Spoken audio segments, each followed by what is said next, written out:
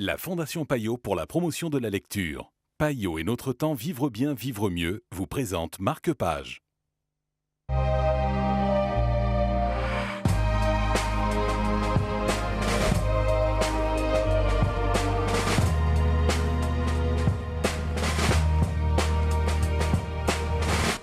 Bonjour et bienvenue dans Marque-Page, l'arracheuse de dents est le livre dont nous allons vous parler aujourd'hui en compagnie de Laurence Desbordes du magazine Notre Temps. Bonjour Laurence. Bonjour Zelda. Un livre historique. Oui, c'est ça. Ça commence. Alors, c'est l'histoire d'une jeune femme qui s'appelle Lucile, et ça commence dans les années 1780, un peu avant la Révolution française, mais tout juste un petit peu avant. Et puis, cette Lucile est une jeune fille très belle, 14 ans. Elle est très, très amie avec la fille du comte du Patelin. Ça se passe en Normandie. Et puis, elle poignarde quelqu'un parce qu'elle est un peu rageuse, quoi.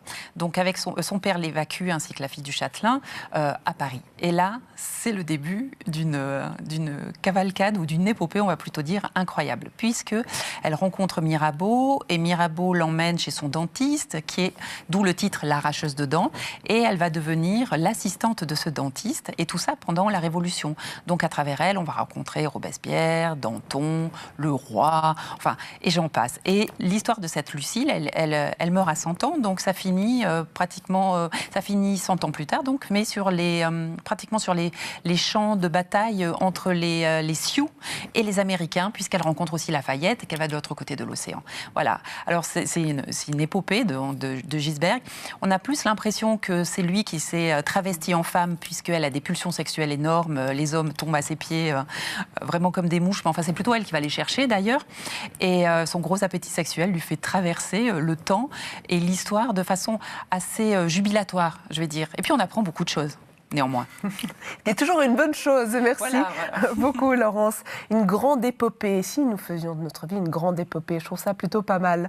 Marque-Page, c'est terminé pour l'instant, mais nous reviendrons très vite vous conter d'autres aventures, évidemment, très bientôt, même demain.